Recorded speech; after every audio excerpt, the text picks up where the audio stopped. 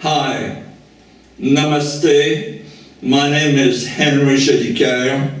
I'm a French-Canadian hypnotherapist that has worked with thousands of clients, and my special field of interest and study is brainwashing and mind control by cults. Today I would like to continue to give my review of the book Gold, Guns, and God by my friend Henry WINIKER. Today I would like to focus on the pedophilia that did happen in the HARE KRISHNA schools in New Bern, West Virginia.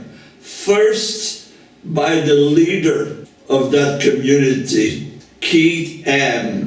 His so-called spiritual name is Kirtan Ananda. He was a prolific pedophile that had oral sex and all kinds of other sexuality with kids as young as 5-year-old. Some of the kids that he abused, starting when they were 5, 6, 7, 8-year-old, he was still abusing when those children were 22, 23-year-old. He was giving them fellatio, blowjob on a daily basis. This was a sick psychopath that died in 2011 in India. Today I would like to focus on a pedophile that has abused dozens of children in the community of New Bern and was never punished for his crime. His name is Gardner. His so-called spiritual name was SHRI GALIM that you see here. This was and is a sick pedophile, a psychopath, and the only way to make you aware of how sick this guy was all about is to read a testimonial from one of his victims. The testimonial goes like this. I moved to the community of New Bern in 1978. I was about 5 years old. I lived in the ashram with SHRI GALIM, and I was sexually molested by him. The first time I was molested was in 1980. When I was 7-year-old. It was at night, the first time it happened. I woke up and SHRI GALIM was trying to penetrate me anally. After the first time, it continued for a long time. It happened every other day and sometimes every day. The sexual molestation was giving and receiving oral sex from SHRI GALIM to being sodomized every day to do everything sexual with him. SHRI GALIM would take me to his room, mostly at night when everybody was asleep. He would drag me there in my sleeping bag, and after a while, the molestation started to take place, even in the classroom, at my desk, when other students were in the room. He molested me in the shower, in the river. He really thought I was his plaything, his little girlfriend. The molestation by this pedophile only stopped when I moved to India in 1983. And when that that young man moved to India, he was again molested by older boys, and he was mistreated, beaten black and blue by someone called DHANURDHARA, who is now a Swami. His legal name is DENIS WINIKER. I have made several videos on this sick, psychopath, sadistic human being, and you can find the link to those videos under this video. The results of those sexual abuse by pedophile is well documented in psychology. That is why between 25 and 40 ex-students of the Hare Krishna school have now committed suicide because they could not live with all the pain that they receive in those schools. Their subconscious mind was filled with tremendous painful memories. And what the Hare Krishna movement even today does not want to admit is that those schools were the result of the teaching of Swami Bhaktivedanta. He said, put your kids in those Hare Krishna schools and focus your life on serving me, distributing books and other service to glorify the spiritual master and Shri Krishna.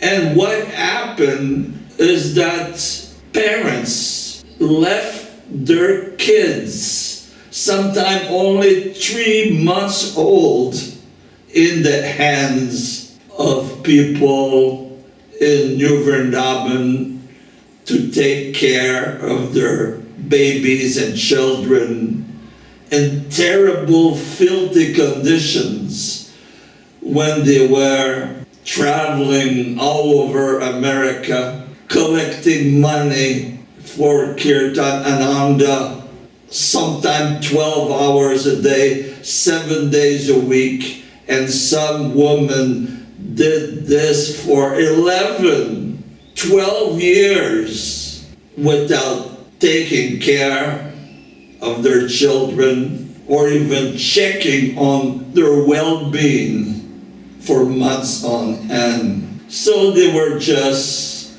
ripe to be abused by pedophile like Gardner and others. So ladies and gentlemen, I want you to remember that face. Gardner, whose so-called spiritual name was and is Shri GALIM. He is still trying to preach about the glories of Krishna in the United States. Recently, he tried to become a sannyasi, a swami, a monk, but was stopped because of the testimonial of the children that he had abused and are now adults. This guy is a scumbag, a criminal that has never been punished by the law. At one point, he was nearly punished and brought to justice, but on a technicality, he got off scot-free. He was and he is a sadistic psychopath, a pedophile. Then and now, when asked about his past crime, Gardner said that he had a dream where a spiritual master, Swami Bhaktivedanta, had forgiven him. Just see how sick he is. Any decent psychologist will tell you that the pain, the hurt of being sexually abused, the way that those children were, leave a terrible mark in the subconscious mind. And as these children become adults, it is very difficult to lead a normal life. Swami Bhaktivedanta was a dreamer. He once told me in 1971 that he wanted to build schools for children in India. And children from Los Angeles, New York, Boston, Chicago, Paris, London would come to India, and he told me they would become first-class devotee because they would be away from their parents, which parenting is just sentimentality, and they would be taken care by his own fixed-up devotee, great teacher of the Hare Krishna movement. He was dreaming. The teachers in the schools were those who could not go and collect money in the streets. They were the most useless devotees around. They were the ones that were given the responsibility to take care of the children, to educate the children.